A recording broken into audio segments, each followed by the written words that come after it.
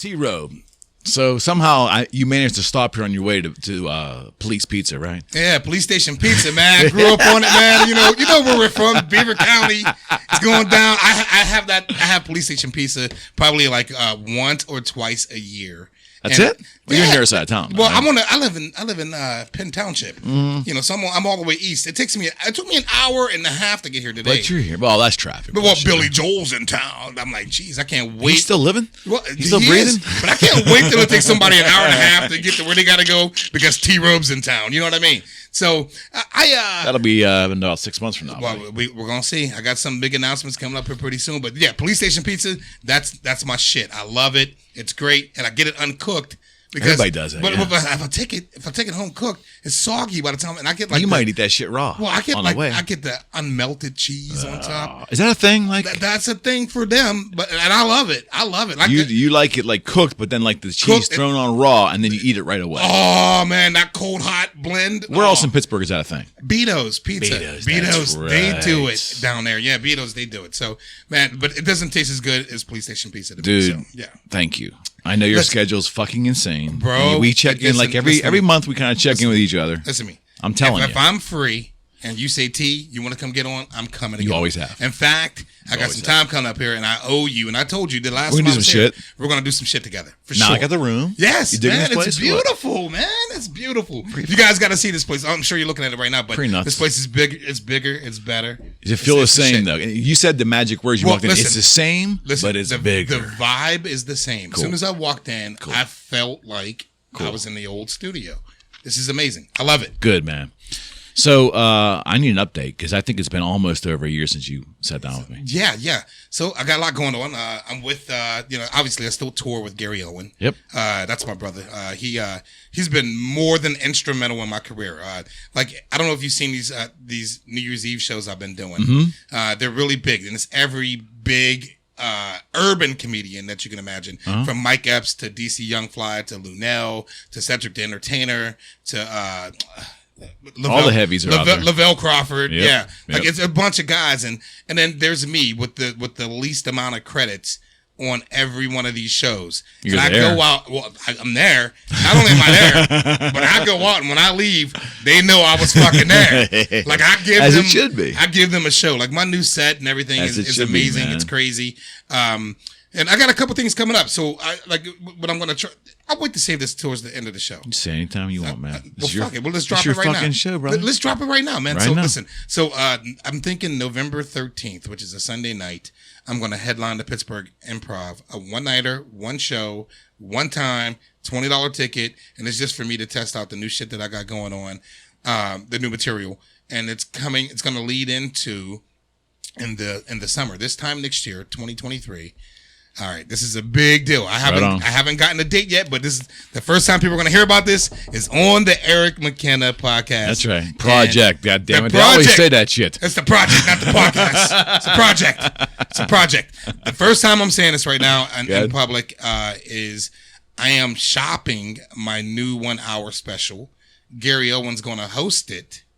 No shit. Yes. Gary's like, I'm behind you. He's all about building my career. This dude, man, is like, a lot of people don't know Gary personally, like I do.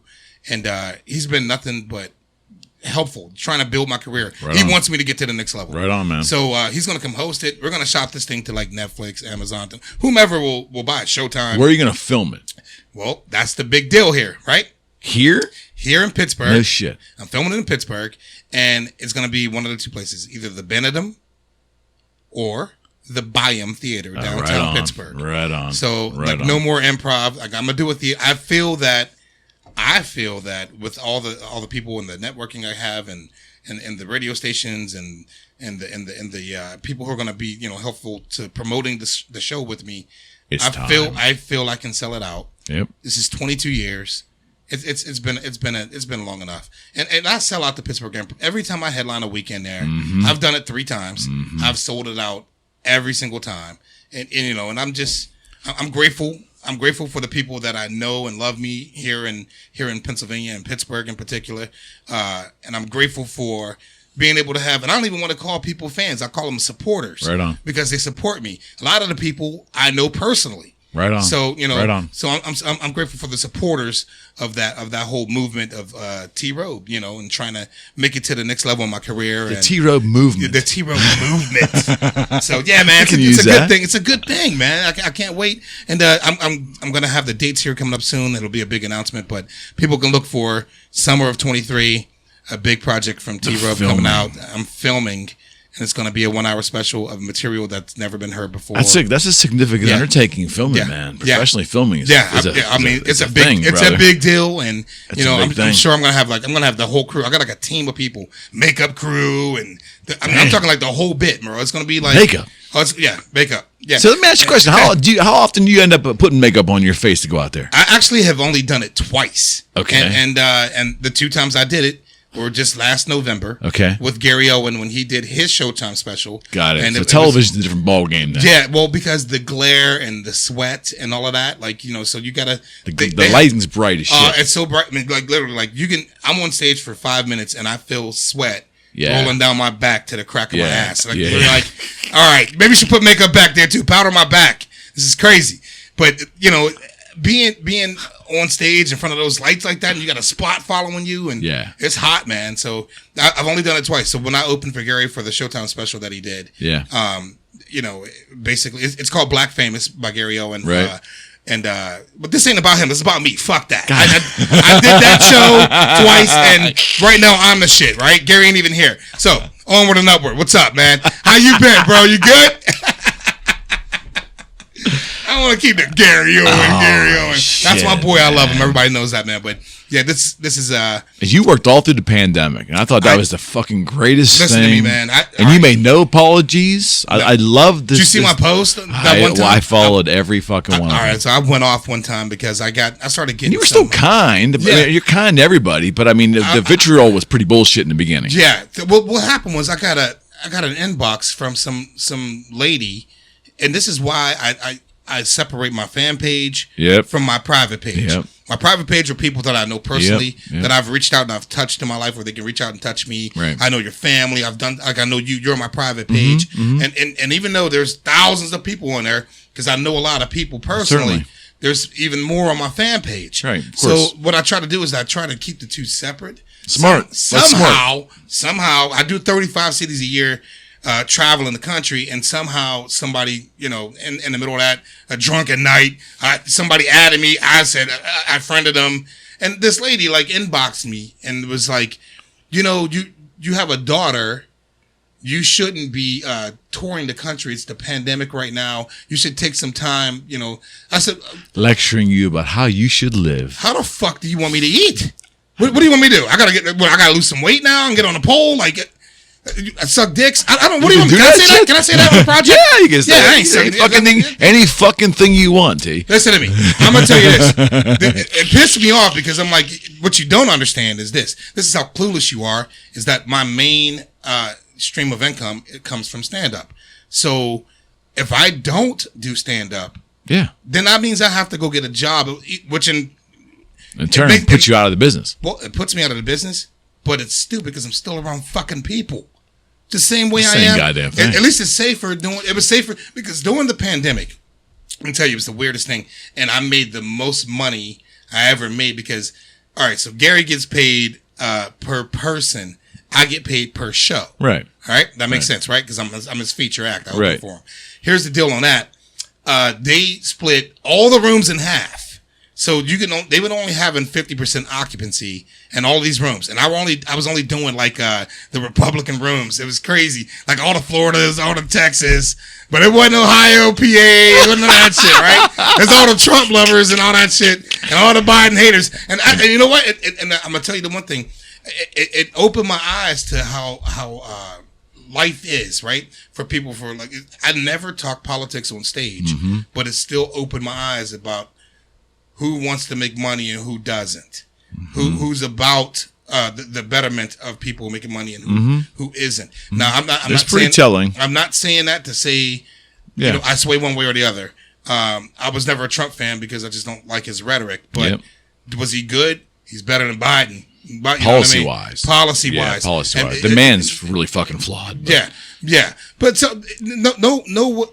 I'm not. I'm with you. I'm with not you. arguing about it I get one way it. or the other. I get it. The thing is this: I was still able to make a living and feed my family, but it was only in the states that were open, and they were only open to 50%. Right. But the good thing about that, like I was saying earlier, is I made my money per show.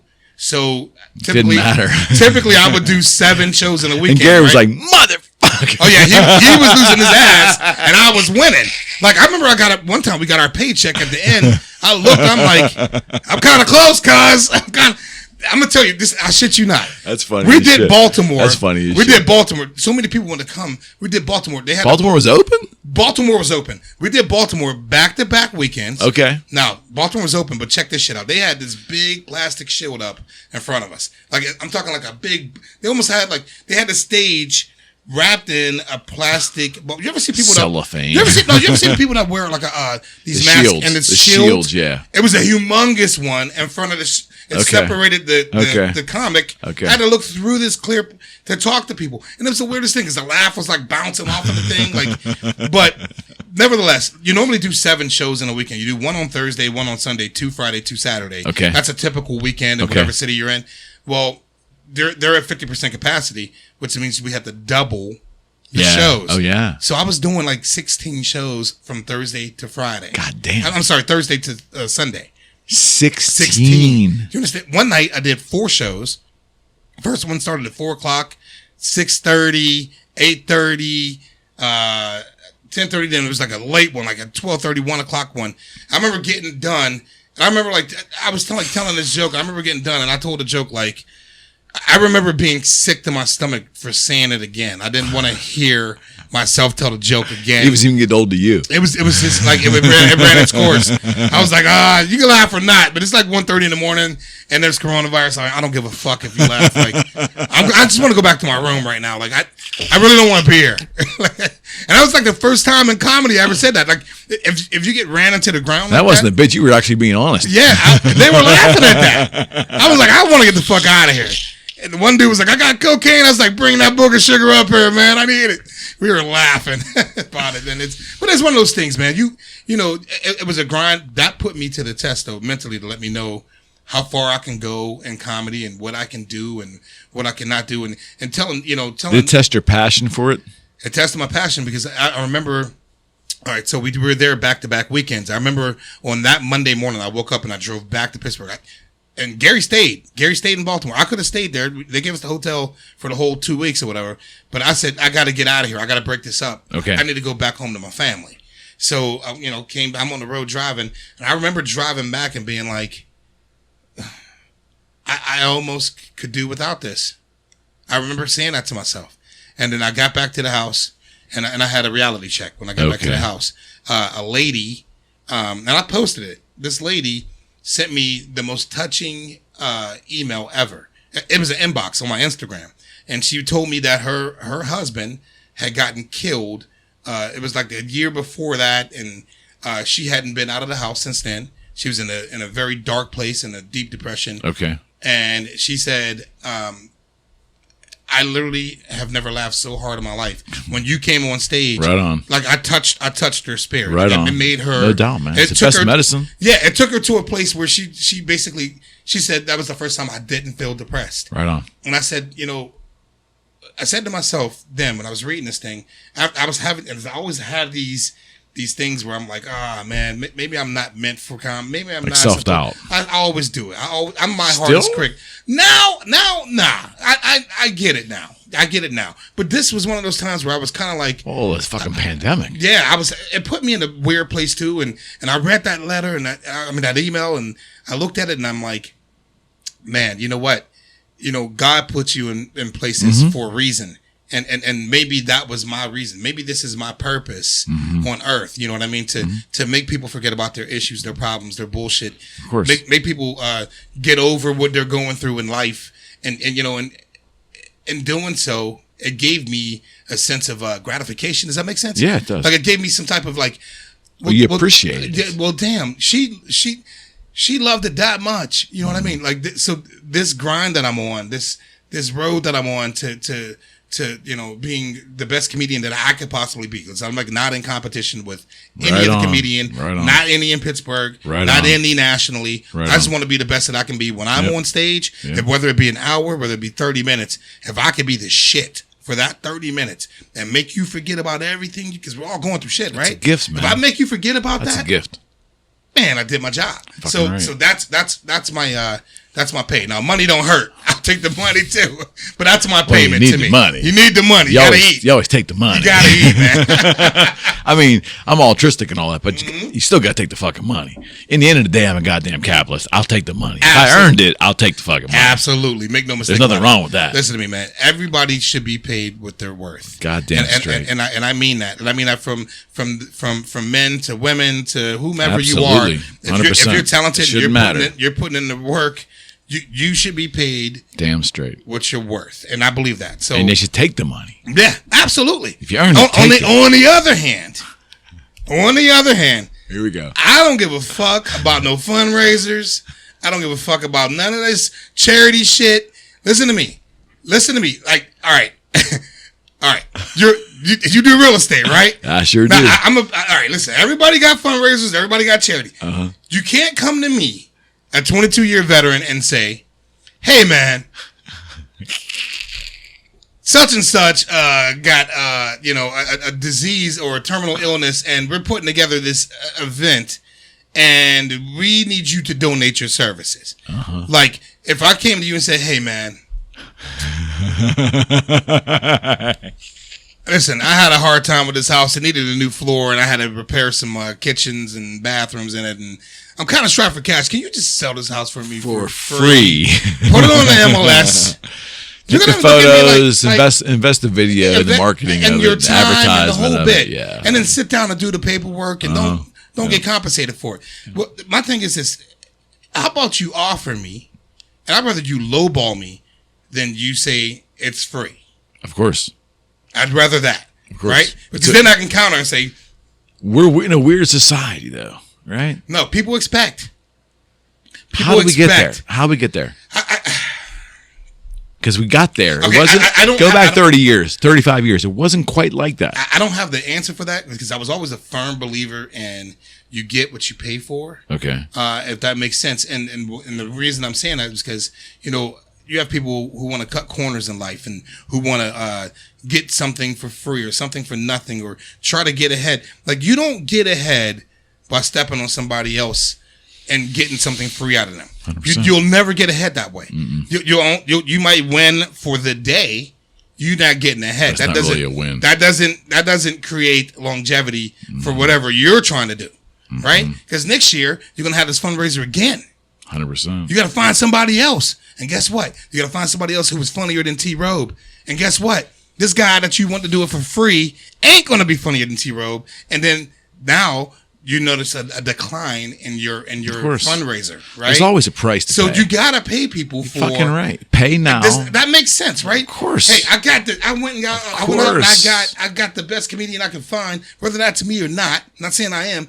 And then you get this guy, he kills it, did it out of the love of his heart, and then the next year you want to do it again because you want to make more money. You think this guy's going to come back again for free? Exactly right. He's not. Now you got to find somebody else and beg them to do it for free, and then your quality is going to go. You're constantly a begger. Yeah, and it's and no one's going to want to work with you. No, and it's like it's the craziest thing too is my old man used to say to me, I shouldn't call him my old man, my dad, but he used to always tell me he would not be happy if he heard that, but he'd always tell me, if you're going to use your friend's business for something, not only should you pay them their going rate, you should tip them. You should give them more than their rate. It's called support, right? Yeah, you don't expect a price break because you know somebody. Because you know somebody. No.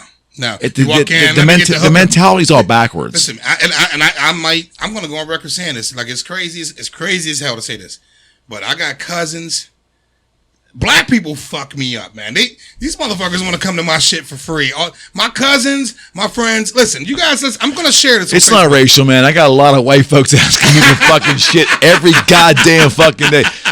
So stop. Hold on. We're gonna say it. We're bringing back Boogie Street Guitars swag. We're bringing it back with a charity component for St. Jude. Come on. Let me get a shirt. Cuz. Come on. Let me get a shirt. E. Come on. Like, they shorten your name. Never called you E in your fucking life. Hey, E. Mac. Let me get a free shirt. E. Mac. I got me a hip hop name coming out. It only shows up when they want something. E. Mac. Like, who the fuck's E. Mac? If we're doing business, it's Eric McKenna. Yeah. But if they want some E-Man. Yeah. Hey. Yeah, it's just, and I get it. I don't mean anything vicious about it, but it's like. No, it's not listen, I didn't mean anything malicious either when I said that earlier. But still. My experience and what I have gone through is like the people that I know always want. Those are the ones that disappoint you. Well, they want a hookup. And I don't want, like, you understand, like, I'm at the point now where everyone knows I'm a comedian. This is what I do. Why don't you want? And you're not selling individual either. You're selling your freaking talent. And you know what I mean? Listen to me. Everyone knows I have a daughter. Yep. She's 9. Her name's Zoe. Yep. Everyone knows I got a wife. Everyone knows I got a family. Like I got a son. What? They don't matter to you? I don't want you to call on the phone and entertain them. How do you think I feed them? Like what am I supposed to do? Like. Not saying they wouldn't eat without me, but Jesus, I'm a big part of that. You know? You think? Yeah. So I don't know, man. No, it is what it is. I still love everybody, though. Yeah, me too. It's human nature, and like, but it puts me in an awkward position. I'm like, listen, did you read the press release? We're bringing the brand back to give a component of this to St. Jude's. Yeah. And T-shirt prices back from 2006, the last time we did this. A little different now. Yeah. The $5 T-shirt is a thing of the past. That's over. That ain't even costing they still anymore. on the T-shirt for $25. That ain't costing anymore unless you're getting Gildan. Dude. If you get Gildan, hard-ass cardboard shirts, the ones you can't even iron. I ain't using that shit, Look, man. They stand up by themselves and shit. You know what I'm talking about? A Gildan? Ultra cottons. I know what you're talking about. Yeah, but I mean, I was selling T-shirts in the early 2000s for $25, and now your prices go up. I mean, your costs go up, but you can't raise that freaking T-shirt price, right? And that has to stay the same. The thing is, if you're supporting something, support it, and you'll get more 100%. out of it. 100%. You'll get more out of it, and then the respect I have for you, because hey, man, you came to my show and you paid 100%. So now you got something going on, and you say to me, "Hey T, can you come, dude?" Then I'm gonna say, you know what? That person supported me. Of course, that's how it works. I'm gonna come, and that's how people get ahead. This, it's old school. It's an old school feel, but I kind of wish it was like this again. Do you remember? Maybe we're too young for this, but like years ago, 50s, 40s, 30s, 20s, there was the barter system, right? Like you had chickens, I had cows. You come over and give me, whatever chicken, and I give you whatever and beef, and that's. But you never said, "Hey, can I just have some beef when I'm gonna keep my chicken?" Yeah, give me 2 cows. I'll give you 1 chicken. Yeah, right. You just don't do that, right? So, I mean, I don't know. I whatever. But then again, it's a tough situation because you love everybody, and you want to be kind, and you generally want to be kind. Well, I love everybody until I see the shit that you see. Yeah, when I see you not genuinely supporting me. And my movement and everything that I've done to get to this point. Because trust me, I can tell you in 22 years I wanted to quit 50 times. Damn. Yeah, 50 times. Like I've cried in my wife's lap. I've sat by myself when I'm writing and have writer's block and been like, fuck this shit. This is stupid. Like everything. I've had days where I've written and everything that I wrote, I wasted my whole day, 7 hours, 8 hours of writing. And nothing I wrote on that paper was funny. Damn. To me. And now there's a level of funny now, okay? Now you can do this. You put out a 1 hour special. That's great. You're gonna kill it, right? Your first 1 hour, amazing. Your next hour you put out, it gotta be not only as good as the first hour, but better than. And do you understand now? Do you see where you're going now? So now, 22 years later, and you're trying to put out a whole nother hour. That shit gotta be like insane. It gotta be insane. So that's where I'm at right now. So when I'm writing, but I see shit all day. I see every day. All day there's long. Got to be material everywhere, right? Everywhere. To a fertile brain, everywhere. like where you see shit everywhere. I look at shit. I see it all the time. I'm looking at people, and I was in Ocean City a couple weeks ago. I was like, this is the dirtiest fucking beach. Thank you. That's why I won't go back. But it costs just as much to go to Clearwater. I'm like, what? Why wouldn't I go to Destin? Destin? Yeah, Destin, Florida, or even Myrtle. Yeah, anywhere but there. That's but like people flock there though. It's insane. Man, it's like going to Sandcastle with sand. It's like going to Homestead. I don't know. I see people down there with bullet wounds and stretch marks. I was down. It's funny you said that shit. I was down by Kennywood today. I drove through Rankin, man. And I didn't know if I was going to make it home. I'm glad to have you, man. It was a little dicey down there for a couple blocks. It was a little dicey down that way. A little suspect. I was riding low. Yeah, right. Had my baseball cap on. I was riding low. Windows rolled up. Glasses on. Make it to that bridge, roll the windows down, I can breathe. Yeah, was the Rankin Bridge? Is the Rankin Bridge? I know. Whoever was to cross the river. Yeah. That's not fucking good. Yeah. It's Braddock, Rankin, that area. That area, man, it's just scary. Well, it is. It is. I mean, I've been over there and I've had a good time and been over there and I've heard gunshots and I've been like, oh, okay. So I try not to go there a lot, but hey, my printer was down there and I was picking up my shit. I'm like, you feel safe down here? He's like, oh, yeah, generally. It just depends what we hear. Yeah, and I go, oh, really? As long as there's daylight. What time is it? We close by 4. Yeah. We shouldn't say much, though, man, because they said the same thing about Coriopolis and the same thing about Quip. I mean, come on. Alaquip is the same way. You know, is this still like that? Keys Rocks, Coriopolis. Yeah, I mean, I'm sure when you're from there, it's no big deal. You're used to it, right? Yeah, I guess. And kind of get numb to it. But, for somebody that's coming in that's never been there before, they could probably be like, you could almost feel, the tension or the nervousness when a person's there that's never been there before or doesn't. And I'm like that. And shit, I'm black. Fuck, I go through McKeesport to go to my wife's, my father-in-law's, my wife's dad's house where she grew up at. You got to go through McKeesport to get there. The whole way there, I'm like, I got my head on a swivel, cuz I ain't playing no games. Head on a swivel, man. Is it weird to see the blending of like, not demographics, like not worried about race, male or female, but the age demographics? Like, how does that work in an audience? Because I would imagine some things hit and some things like this, right over their fucking heads, right? Yeah, but, well, I'll tell you what. Do you have to manage as a comic? Nah, you know what I do? This is... You'll drive yourself crazy trying to do that, right? Like you can't play to a certain demographic. Okay. I don't do that. What I do is this. I know comics who'll be like, this is a black crowd, so I'll get on and say the N-word a lot and like fuck that shit and like, okay, that's not really funny, okay? And secondly, here's the thing with that, like you're cutting your crowd in half now. Right, so if you got 300 people here and half of them are black and half of them are white people are going to be uncomfortable with you saying it, and they don't even know if they should laugh. They're looking at the closest black dude. Like, that's true. Like, should I laugh? I've done it. Yeah, right. Am I allowed to laugh at this shit? I'm like, man, yeah, it's am I allowed to laugh at this? Funny, right. Am I allowed to laugh at this? I always say, laugh at it, don't repeat it. What the fuck? But here's the deal, though. Like, I mean, no one wants division with that. Like, I hate that. That's me personally. Okay. So the same thing with younger crowd, older crowd, they're all there. My thing is, if you're over 21, you understand what sucking dick is, you understand what getting drunk is, you understand what, what women are, hoes, bitches, you understand what goes on. You may not understand parenthood, but you were a kid.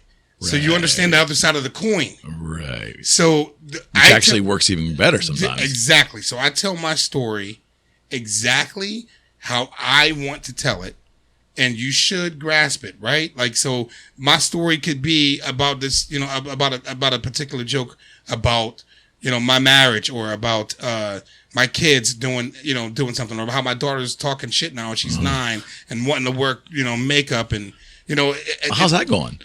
Listen, I went through that stuff. She understands. I tell her all the time, your dad's black. All your friends don't got that, right?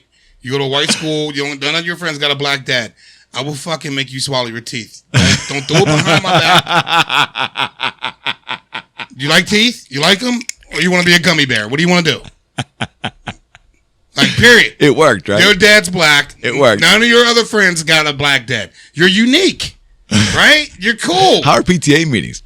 I got gray hair now, bro. Like, just like fucking. That's why the baseball cap. These 25-year-old hot moms and shit.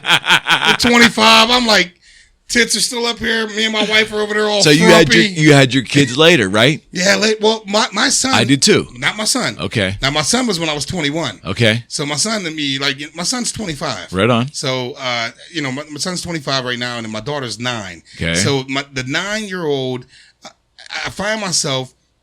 It's crazy. I don't have the energy I used to have. You don't say. And she's 9, and she's all over the place.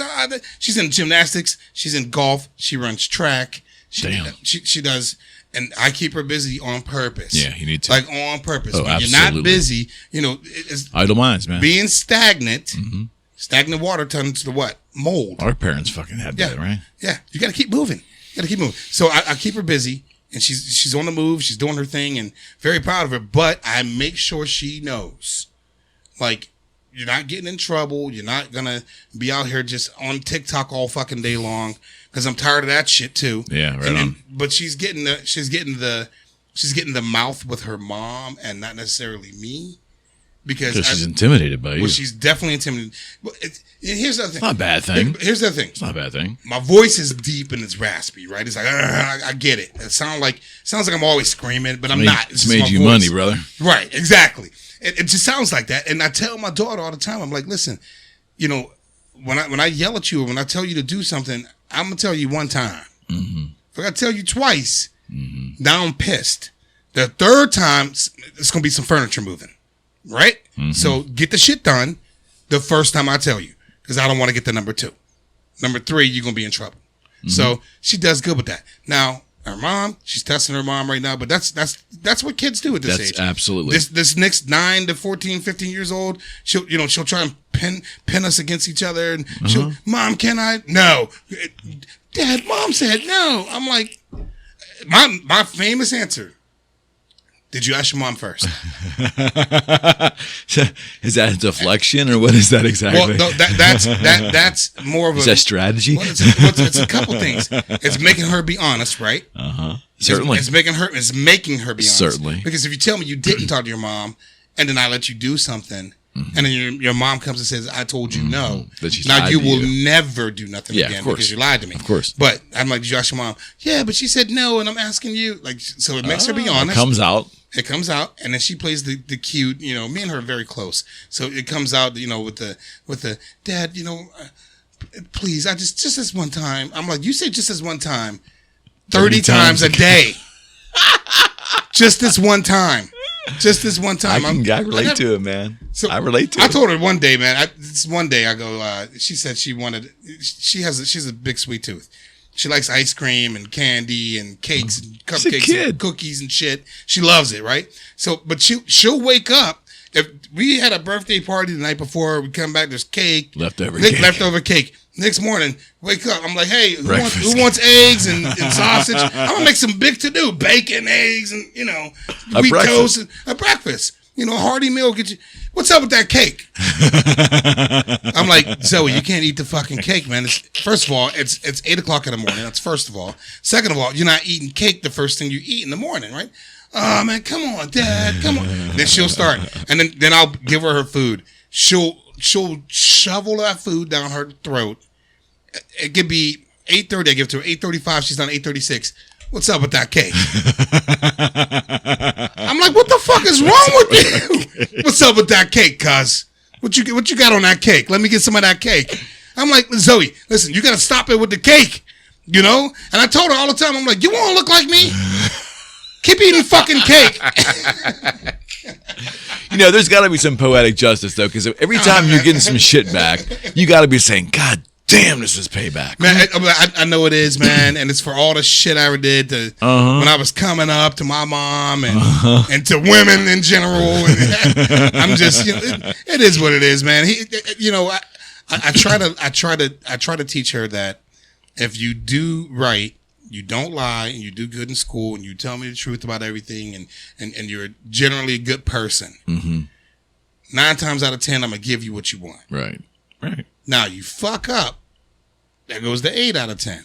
Then the 7 and so forth and so on. Mm-hmm. So she only has so many times where she can make a left move, and not have any repercussions. You know what I mean? So, oh man, I get it. And she gets that. She gets that thoroughly. I totally get it, man. Yeah. You have. Yeah, mine are older now though. Austin's now 22 here in November. He's last year at Pitt. Oh, okay. And, that's an interesting thing. Yeah, he loves it. What's he majoring in there? To get out of college. He's majoring the best he can to get out of college. Whatever I gotta do, basket waving, I gotta get the fuck out of here. I think he started out as a marketing major, then a communications major, then a management major. I don't give a shit what it is. General fucking studies. I don't give a shit. Yeah. The younger one, she's at Ohio University, and she's, of course, females, right? Yeah. All planned out. Before she even starts her freshman year, she's going to be a speech pathologist, and everything's the next 10 years already planned out. Yeah. My boy's like, I don't know, Dad. I said, well, where are you working at? He goes, oh, I was doing an internship, but that's kind of over, and I got 2 weeks. Yeah! And I'm it's so different. Yeah. Genetics is a bitch, man.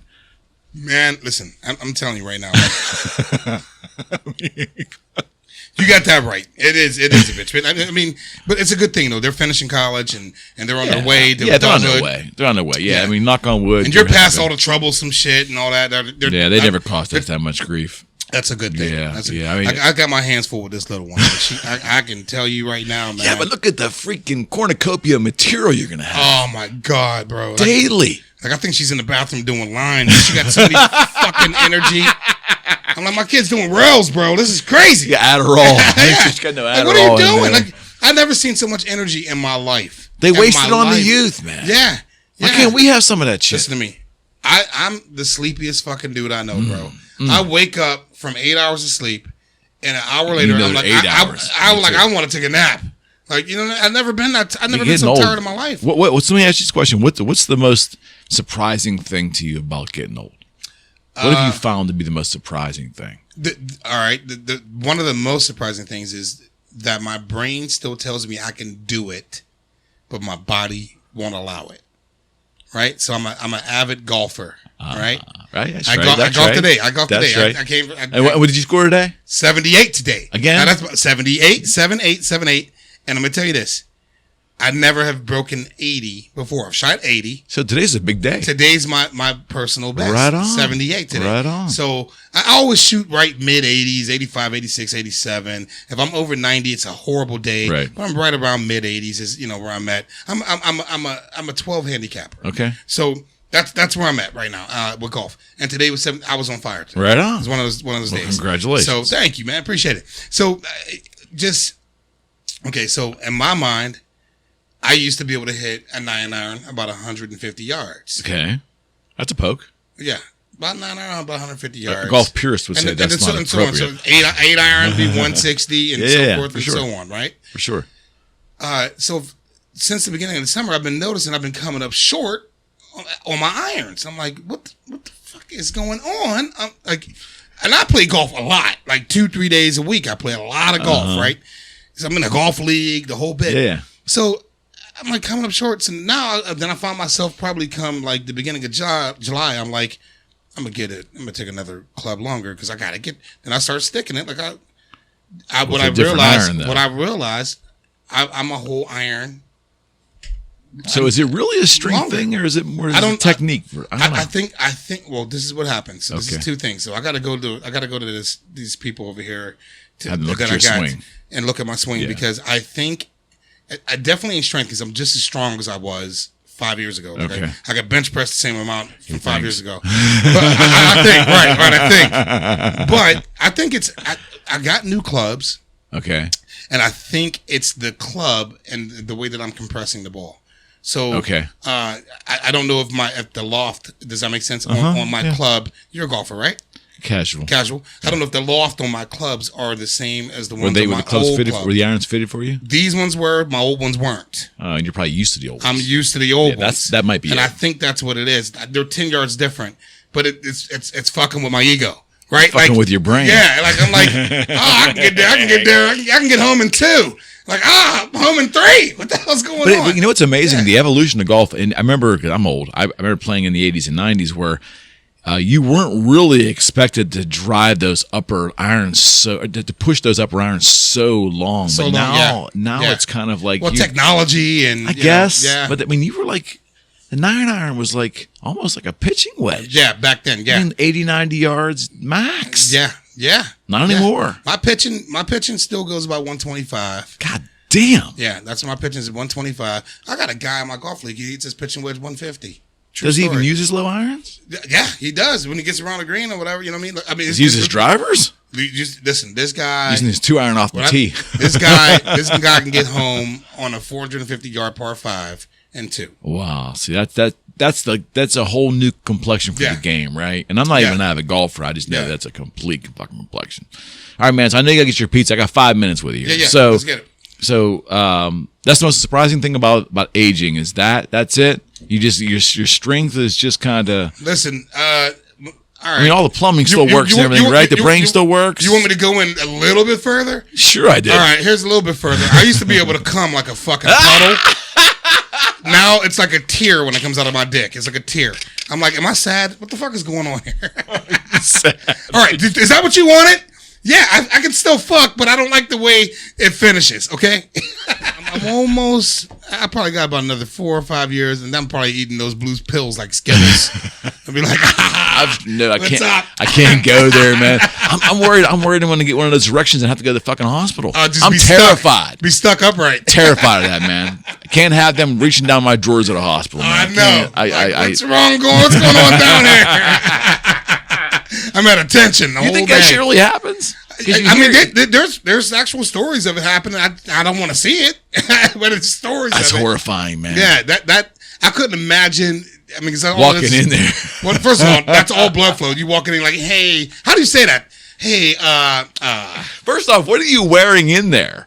Can't be gray sweats. It cannot be gray sweats. It gotta be. What else is gonna be? If it's jeans, it's gonna hurt. The mother effer, man.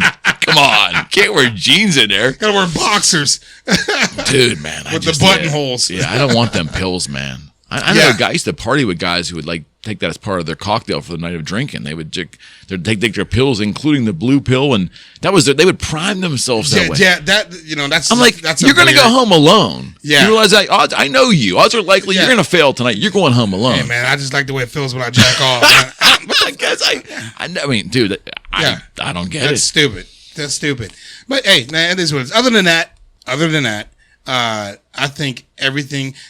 Occasionally, I'll wake up and my pinky toe hurts. I'm like, why? I didn't even do shit yesterday. My back hurts a little bit sometimes, but for the most part, mind fog. For mind fog, I get that. I get that a lot. Okay, I get that a lot, and I don't know if it's because I smoke weed sometimes or not, but it's how's the memory? Oh, I'm sharp. Yeah, I don't forget nothing. Yeah, I don't forget nothing. I mean, in your business, you can't. Well, I mean, you're right. You gotta know exactly where you're going with it. Like, Did you ever lose your train of thought on stage ever? You know what? I never lost my train of thought because I know exactly what I want to say, but I've gotten sidetracked because I've had somebody holler out at me in the audience, and then me getting back on course to what I wanted to say is now off. Like you can't go into this certain joke. So you go into 2-lane roads. So it doesn't make sense. Okay. So I got to go a long way around to get back to that. So if that makes sense, you know what I mean? Like you got to go a long way around to get back to where you can finally segue into, let's just say I'm talking about doing dishes. You can't go from, oh, this bitch sucks dick, look at her. And then, all right, do you ever do dishes? And you can't do that. Like, it makes no sense. He's got to segue back into family life from sucking dick. Like, so fucking weird. I don't know. She sucks dick. Look at you. You got stretch marks on your mouth. I know it. And then you got to go back into, hey, you ever wash dishes and get those, those dish fingers? You ever do that? Anybody? No? Just me? Speaking of dishes, no one does that. Dude, you gotta. What I mean? Heckler's still a problem for you? When's the last time you had a heckler? I don't really get hecklers now. Yeah, you said that last time you didn't ever get them. Nah, you've been out with Gary. In the last year, have you had one? One. How'd it go? Yeah, one. This lady. Where were you? I was in Houston, Texas. Okay. And this lady was trashed. Like she was drunk. She was coming home from the rodeo. Like she's like pissy drunk. And I was on stage and she just kept, like, I would tell a joke, and then like a minute later, she would repeat the punchline. So let's just say, for shits and giggles, the punchline was cornflakes. Okay. So I'm like, A, B, C, D, elemental P, cornflakes. And then I go into QRS. She was like, he said cornflakes. You know. And, so she was shit-faced. She was like, it didn't register with her until I was already into the next joke. There was a delay. Yeah, I'm like, what the? I'm like, you got Tourette's? Like, she was a little slow. But she kept doing it. Okay. And then finally, I just like unloaded on her. I just went into her like, telling her she should wear a helmet all day and, you know, whatever it was, you know. Somebody put something in her mouth, my zipper stuck, that whole bit, you know. I kept going. And it got to the point then finally, you know, Scaredy came over and tapped on her. But I'm so aggressive on stage and I go at it so hard on stage that it's kind of hard to... It's a little intimidating. Yeah. If you're thinking about doing it. I don't even know if it's intimidating. It's just... Well, it's like playing double dutch, right? So jump rope, I'm moving so much that you don't know where to get in. Right, you know what I mean? You ever have a person that talks to you so much and you're just fucking talker and you're like, shut the fuck up, I got something to say. You think I've had I mean, yeah. Like you're interviewing somebody. You have a couple hours? Yeah. I got something to say and this guy's just going, hey dude, I asked you about playing tennis 2 hours ago. You're still fucking talking about tennis. Like, one thing I learned in comedy, you can't give a person too much of the same thing, right? So, like, if I start my set, if I'm doing an hour set, I can't start off with cornflakes, and then 15 minutes later, I'm still talking about cornflakes. It's enough of the fucking cornflakes already. Right. You want something else. What's going on? What's up with the eggs? There's other things to eat. What's up with the bacon? What's up with let's go to lunch on it. Let's go to dinner on it. What's up with seafood? You can't cornflake me to death. Got it. I can't stand when people do that, man. So, you know, it's one of those things like, you know, but when I'm on stage, I'm moving so much that it's hard to jump in there. Does that make sense? Yeah. So it's not even intimidating. It's just this guy's going and going and going. And then now I have you mesmerized. You're mesmerized. You don't want to interrupt that. Got it. Because now you're a dick to everybody else. That's very smart. You see what I'm saying? Very smart. So I just take that out of the room. Now, there are times where hey, so what have you guys learned today? And I'll ask that, and people will laugh at that. You know, and then they'll start yelling out a couple things. And then what I'll do is, or if someone comes in late, I'm like, let me give you guys a recap. And then I could be 20 minutes of my set. I'll go back to the beginning and just tell all the punchlines. And it's actually genius because the crowd is laughing and these people are like, what? What the fuck is happening? You know, I mean, you come in late to a comedy show, you know you're asking for it, right? Come on. Absolutely. So, I mean, that's how I get away from that. And I get away from the hecklers like that. And it's rare. I mean, will it happen again? I'm sure somebody wants to test the waters. And people... Do you like it when it rarely happens? Do you actually, when you get involved, do you like it? Or is it an annoyance to you? No, it's not annoying. It actually breaks up my set, right? Okay. It allows me to come off the top. And that's when I'm the funniest. Okay. If I'm coming off the top of my head, like I'm like, wow. So, wow, but wow. Do you seek crowd work, or is it you pick your shots? I pick my shots. Like I would like to do both in a given set. Okay. Whether it be 30-minute set or an hour set, I like to do both. Okay. Because what happens with crowd work is you take the attention off yourself. And you put it on the person in the audience. Now everyone's looking at that person, and all you're doing now is just having fun.